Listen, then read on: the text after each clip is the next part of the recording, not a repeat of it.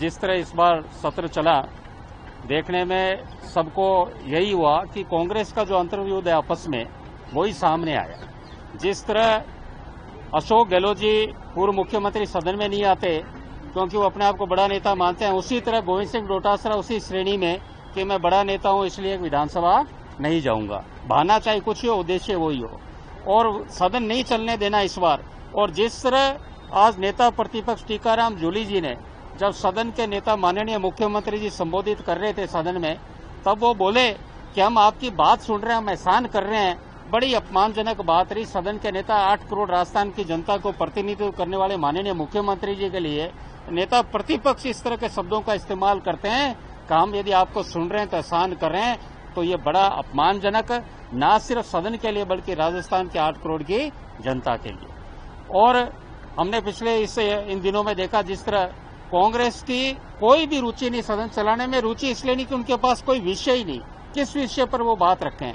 अच्छी बरसातें हुई, सरकार द्वारा अतिवृष्टि जहां हुई, नुकसान हुआ, वहां प्रभारी मंत्री हर जिलों में गए, दौरे लिए, और जहां जहां नुकसान हुआ माननीय मुख्यमंत्री जी ने 2 दिन पूर्व बैठक लेकर उन समस्त जिलों में हम जो कार्य कर सकते हैं उनका एक SOP बनाया। तो लगातार सरकार द्वारा हर क्षेत्र में कार्य किया जा रहा है। बिजली की अच्छी सप्लाई, पानी की हर जगह व्यवस्था, तो सड़कों का निर्माण हो रहा है। तो कहीं कोई ऐसी कमी विपक्ष को लगी नहीं, तो उन्होंने यही सोचा कि सदन में न आए। और सबसे बड़ी विडंबना लोकतंत्र में ये कि कांग्रेस में काफी विधायक हैं, जो नए विधायक हैं वो आए, कुछ अच्छे बोलते भी हैं, तो उनका भी कहीं न कहीं उनको रोकने के लिए भी कांग्रेस के द्वारा ये कि कुछ सीमित व्यक्तियों का ही कांग्रेस पर आधिपत्य रहे, तो यही उनका प्रयास रहा और यही सत्र में देखने को हमें मिला।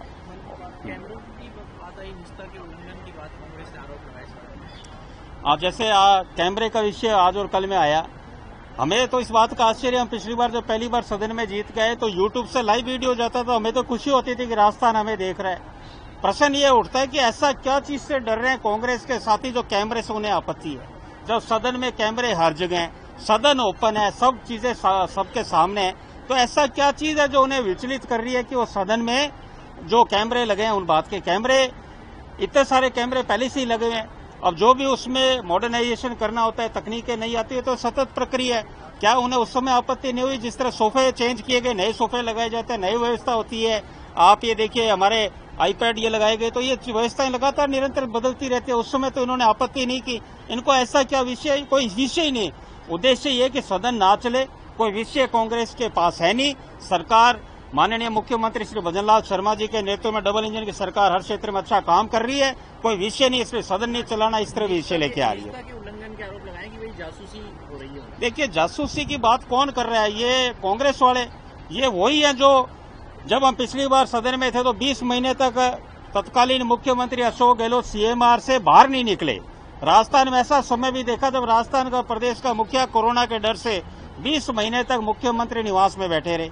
और उस समय की बात, आप जब सरकार के ऊपर जो संकट आया, तत्कालीन ACS को इन्होंने निर्देश दिया रिकॉर्डिंग के लिए, उन्होंने मना करा तो उन ACS को हटाया, होम से दूसरे ACS आए, उन ACS को नियुक्ति दी और ACS ने रिकॉर्डिंग करी जो सबके सामने है। और उसके बाद उन ACS होम को आउट ऑफ द वे जाके प्रमोशन करके राजस्थान का मुख्य सचिव जो कार्य कर रहे थे उनकी जगह उनको दूसरे स्थान पर, उनसे इस्तीफा लेकर दूसरे जगह स्थान पर लगाकर और उनकी जगह मुख्य सचिव, उनको एक तरह से इनाम दिया कि आपने जिस तरह फोन रिकॉर्डिंग करी सरकार के। तो ये रिकॉर्डिंग की बात कौन रख रहा है? जासूसी की बात।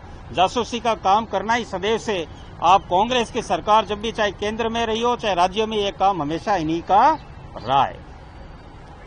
धन्यवाद साथियों।